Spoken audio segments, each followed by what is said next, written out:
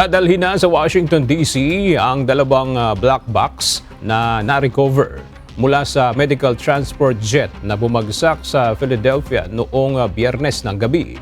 Susubukan naman ng National Transportation Safety Board o NTSB sa DC na kunin ang anumang impormasyon mula sa mga ito.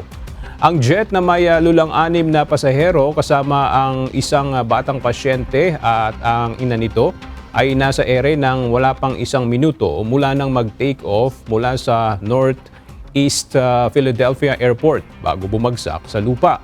Na-recover sa crash site ang cockpit voice recorder at ang enhanced ground proximity warning system ng eroplano na maaari ding maglaman ng flight data noong Linggo, February 2. Parehong ipinadala sa NTSB Vehicle Recorders Laboratory sa Washington DC ang dalawang na-recover na black box para sa pagsusuri.